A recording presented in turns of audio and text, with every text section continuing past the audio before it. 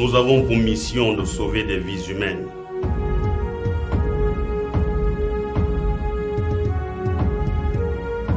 La vie n'est rien, mais rien ne vaut la vie. Ne jamais oublier ma responsabilité et mes devoirs envers le malade et sa dignité humaine. J'exerce dans l'intérêt public ma profession avec conscience et respect. Vous devrez toutefois vérifier la date de péremption des médicaments avant de les mettre au rayon.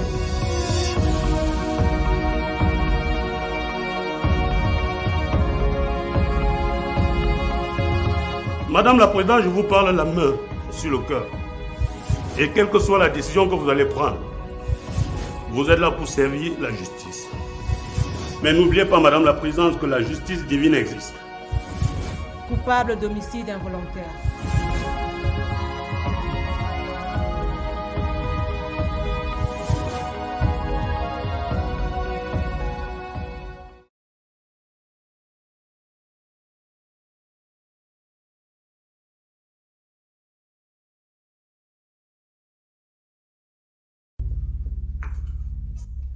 Vous n'êtes pas ici pour moi? Oh, pas du tout, docteur. Mais si je peux faire d'une pierre deux coups, pourquoi pas? Je n'ai encore rien pour vous. C'est pas facile. Ces gens prennent sûrement des précautions. Ah, c'est que oui. Docteur, vos prescriptions. Vous rappelez-vous de ce qui m'était arrivé? Vous avez acheté vos produits en ville, dans les pharmacies. Oh, docteur, bien sûr que dans les pharmacies. Mais mon inquiétude, c'est que les citoyens continuent à consommer les médicaments périmés. Et surtout sans valeur. Vous avez raison. Je verrai. À la prochaine, docteur. Bonne journée.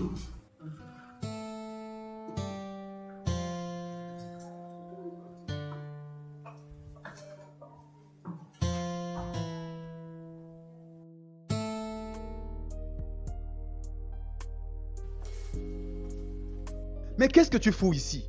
Pourquoi tu m'as appelé? Quelle est cette attitude? Tu m'as demandé de passer à la SODIM. Oui, mais pas aujourd'hui.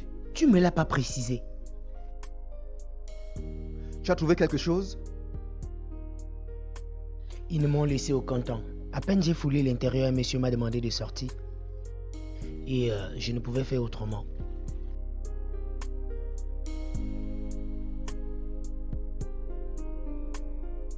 Tu peux me le décrire? J'ai entendu le vigile l'appeler patron, un truc comme ça. Non, directeur, oui. D'accord. Écoute. C'est très dangereux ici. On ne peut pas nous voir ensemble. Je te donne les détails à la maison.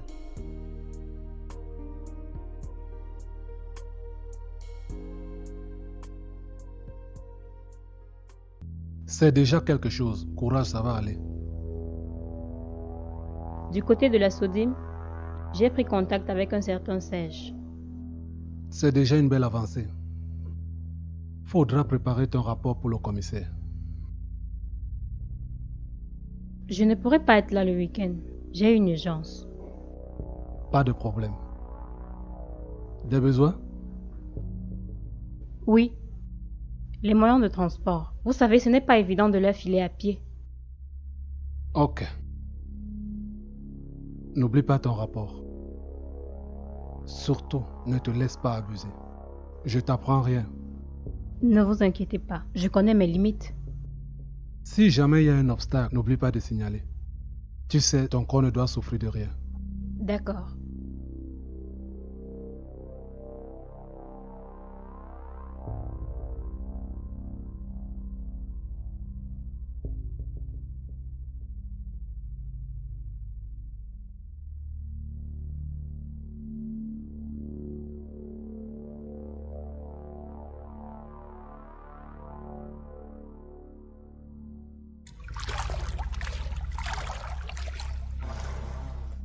Tu penses vraiment que j'ai la tête à ces choses? Maman, Karine est mon amie. Elle est comme une fille pour toi et elle a besoin de tes conseils. S'il te plaît, ne lui fais pas ça. Si je te demande de choisir entre ton père et elle, qu'est-ce que tu fais? Personne ne peut me demander ça. Qu'est-ce que tu veux? Karine a des problèmes avec son fiancé. Tous les couples ont des problèmes. Ils sont mieux placés pour trouver la solution. Non, maman. Ce gars, il est différent. Il change le jour au jour. Et il ne fait pas ce qu'il promet. A-t-il des problèmes d'ordre professionnel? Je ne sais pas. Karine ne m'a rien dit à ce sujet. Et les parents de Karine sont au courant de lui? Pas encore. Il a promis de le faire, mais jusqu'ici, rien. Dis-lui de passer me voir dès que le procès de ton père aura pris fin, ok?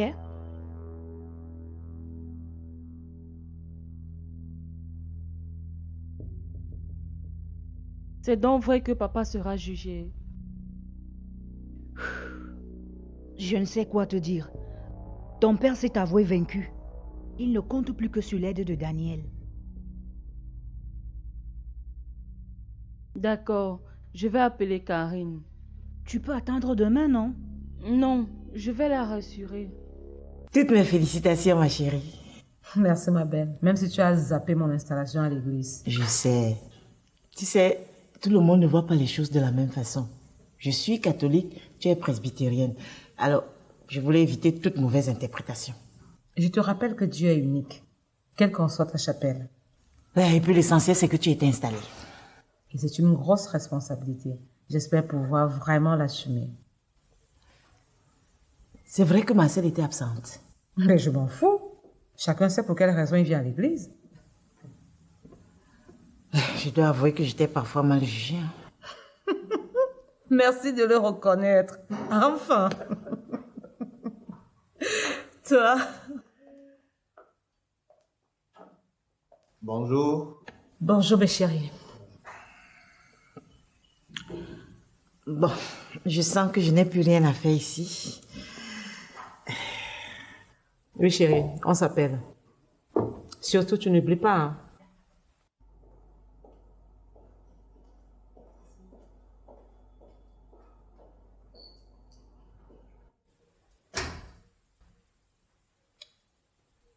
Inutile d'insister. Je ne vais pas mettre les pieds là-bas. Maman, le tribunal t'a accordé le droit de visite. Mais à des heures et à des jours précis. Et je ne veux donner aucun prétexte aux gens pour me manquer du respect. Mais maman Lisa, nous te comprenons. Dans notre cas, on a besoin de toi là-bas. Ma présence n'est pas indispensable là-bas. Dites-moi ce que vous voulez que je fasse ici. Nous te rendons visite sans cesse. Alors, fais-le pour nous. Ne faites pas semblant. Ce n'est pas la même chose. Tu n'es plus passé à la maison depuis que papa a été inculpé. Chérie, je suis très occupée. Vraiment. Tu ne nous fais plus confiance alors? Oh, ça recommence. Que dirons-nous aux autres? Ne dites rien. J'ai peaufiné ma stratégie. J'avoue qu'elle est défensive étant donné les éléments du dossier. Mon fils doit trouver quelque chose qui puisse m'innocenter. Pourvu qu'il réussisse à trouver quelque chose. Mon épouse m'a souvent dit, dans ce genre de situation, il faut laisser tout au Seigneur. C'est vrai, mais c'est pas avec la bouche qu'on le proclame. Il faut le vivre. Mais dans mon cas, c'est pas évident. Mais vous avez tort. C'est dans des cas comme ce que vous vivez en ce moment que vous devrez vous accrocher à lui. Et en conclusion, cher maître. Le grand jour, c'est demain. Nous verrons. Je ne sais pas comment faire pour empêcher ma famille d'y être. Vous entendez ce que vous avancez? N'empêchez personne d'assister au procès. Ce sera pour votre bien. Mais est-ce que vous savez ce que ça fait lorsqu'on vous condamne en face de vos enfants et de votre épouse? Non. Je vais vous laisser. Ok. Bonne journée, docteur. Merci. Et beaucoup de courage. Merci.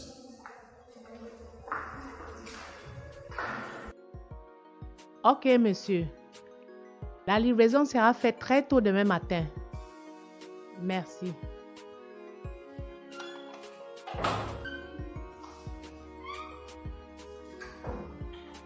Ah, Daniel. Vous m'avez demandé de venir.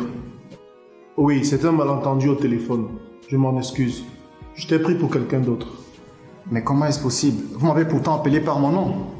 Je te précise encore, c'était un malentendu. Voilà pourquoi je te présente mes excuses. J'ai mon beau-frère à la maison et il se croit permis de tout. Vous avez le même prénom. Monsieur, la 24e vague désespérée. Ok, dans mon bureau. Je vous comprends. Vous semblez être une personne assez humble. Vous le constatez? Par rapport aux commandes de demain, qu'est-ce que je fais? Vous m'avez dit que vous ne seriez pas disponible. Ouais, vous allez devoir m'attendre. Je serai au palais de justice. Vous savez tous ce que traverse notre DG en ce moment. Il se dit innocent apparemment. Comment est-ce possible? À ce propos, c'est la justice qui peut répondre à cette question. Pour l'instant, croisons les doigts et attendons. D'accord. Merci. Arrête ça. Et ne répète plus jamais. Non, je ne dis rien de bon. Alain, tu es là grâce à Dieu et tu as l'obligation de le louer. Qu'attends-tu de moi? Que je te suive dans ta chapelle? Du tout. Va où tu te sens à l'aise. Dans ces machines qui nous empêchent de dormir? Ou celles qui sont à l'origine de tant de divorces? Mon fils, tu as une tête, tu as un cerveau. Utilise-les et fais ton choix. Angèle m'aidera à faire un choix. Elle m'a toujours parlé de sa mère comme étant une femme pieuse. Pas de problème. Mon souhait, c'est de te voir tous les dimanches aller louer le Seigneur. Autre chose? Et ton boulot, comment va-t-il? Je suis à l'aise. Je n'ai aucun problème. Pas de souci. Je vais aller rendre visite à ma copine. Son mari sera jugé prochainement. Son mari? Comment s'appelle-t-elle? Ça ne te regarde pas, d'autant plus que tu ne la connais pas. Bon, à ce soir.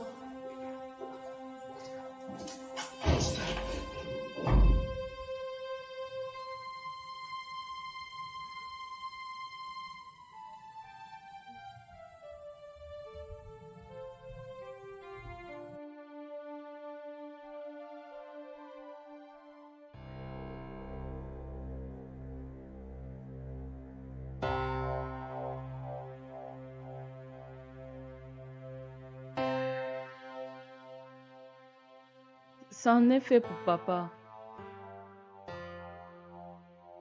Il risque de ne plus revoir cette maison dès demain. Nous sommes totalement impuissants. Toujours rien à la Sodime. Rien pour le moment. C'est juste le directeur de vente qui s'est comporté de façon bizarre aujourd'hui. C'est lui que tu es allé voir. Il le fallait. On ne sait jamais. Il a tenu des propos que je n'avais pas compris. Il m'a insulté. Il a dit qu'il n'avait pas l'argent jeté par les fenêtres. Vous avez un problème? Et c'est pour ça qu'il voulait te voir? Non. Il voulait tout simplement s'excuser. Il dit que son beau-frère s'appelle Daniel et dont il a confondu le numéro au moment de l'appel. Je ne trouve rien de bizarre en ce qu'il a fait.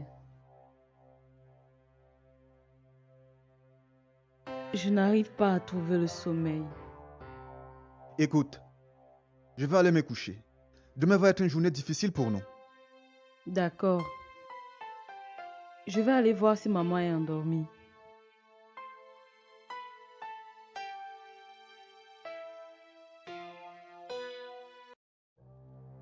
Tu attends les malades? En pleine nuit? Non. Je remplace un collègue. Il a empêché? Il a perdu une connaissance. En temps normal, je devrais l'assister. Et qu'est-ce qui t'empêche? Il faut y aller. Je ne peux pas. J'ai mes urgences à moi. Toi, pourquoi tu es là? La même préoccupation? À ma place, tu aurais perdu des kilos. Tu connais mon poids? Sais-tu que j'ai perdu des kilos ces temps? Tu es catégorique. Tu refuses de me dire ce qui ne va pas avec ta famille. Angèle, s'il te plaît, dis-moi ce qui te tracasse. Je suis là pour te soutenir. Qu'est-ce qui se passe?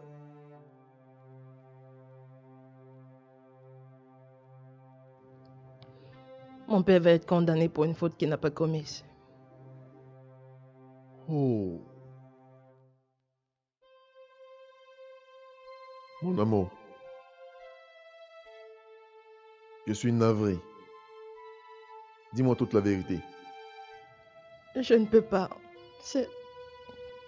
C'est plus fort que moi. Tu comprends? De quoi l'accuse-t-on?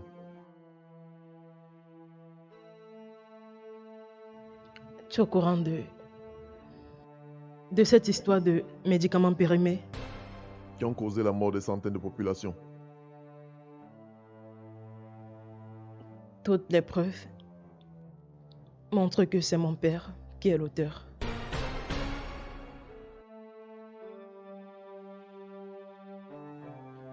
Alors mon père est innocent.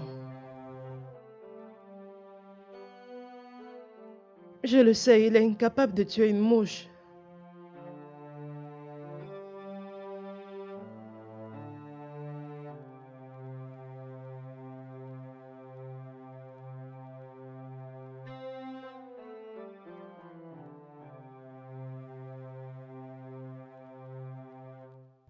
Qu'est-ce que tu as? Tu es devenu pâle. Je réalise à l'instant ce que tu vis. Ce n'est pas possible. Ces brigands ne peuvent pas s'en sortir comme ça. Tu ne peux malheureusement rien. Voilà pourquoi je te mettais à l'écart de tout ça. Tu as eu tort. Je pouvais faire quelque chose, qui sait?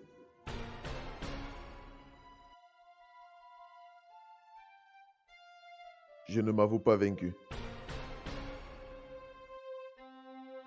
Alain. Alain.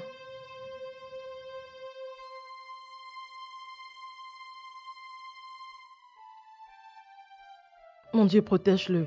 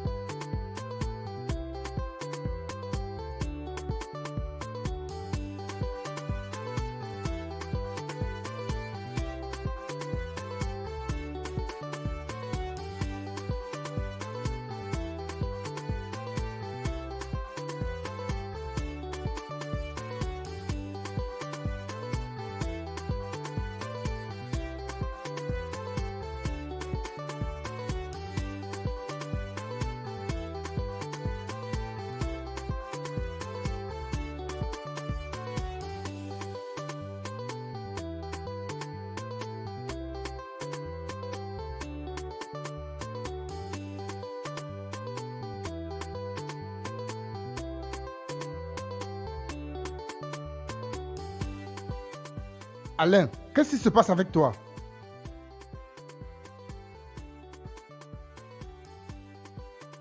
Qu'est-ce qui ne va pas avec toi, Alain?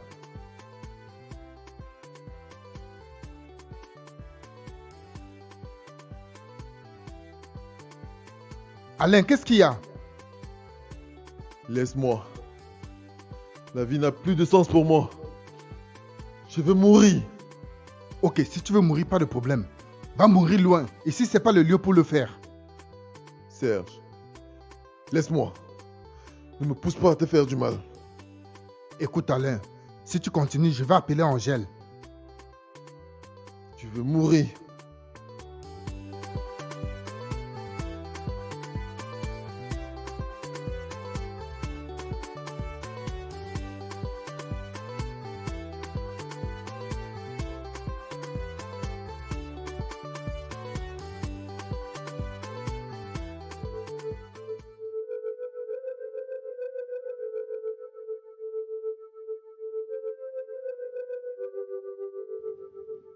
La nuit est plutôt très calme. Je n'arrive pas à trouver le sommeil.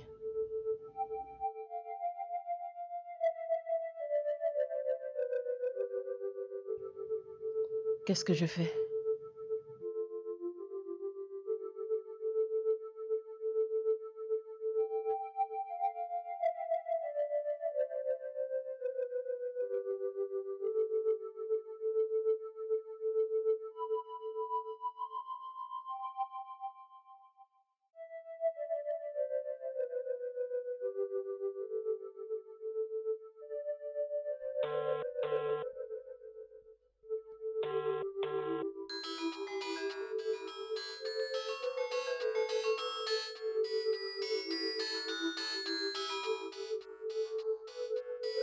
Qui ça peut bien être à cette heure avancée?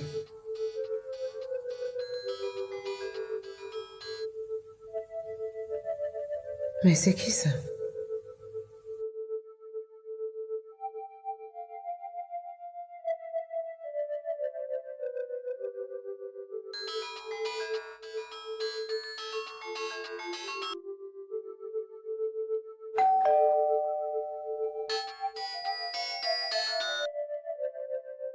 Allô? C'est votre dernier avertissement. Si vous persistez à accomplir votre sale besoin demain, vous pouvez dire au revoir à toute votre famille. Nous aurons votre peau.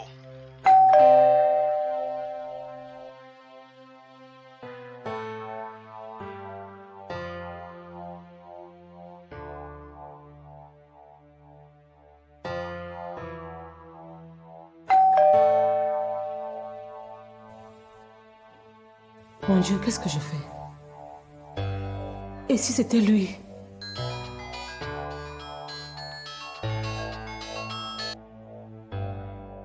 Allô? Allô? Oui, c'est moi, c'est parfait. Je suis devant le portail des puits. Pourquoi toutes ces questions? C'est quoi, tu as un problème? Ta voix est bizarre là. Oui, viens m'ouvrir. D'accord, j'attends. Qu'est-ce que je fais? Je ne peux pas quand même le laisser seul. Il peut faire pire.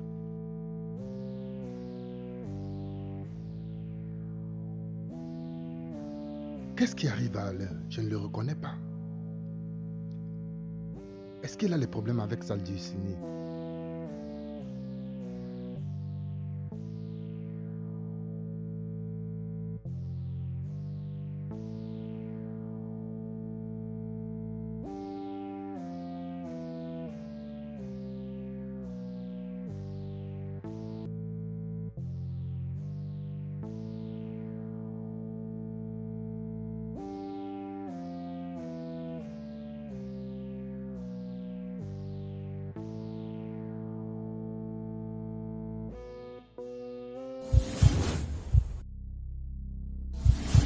Les produits que je lui ai administrés vont bientôt le remonter.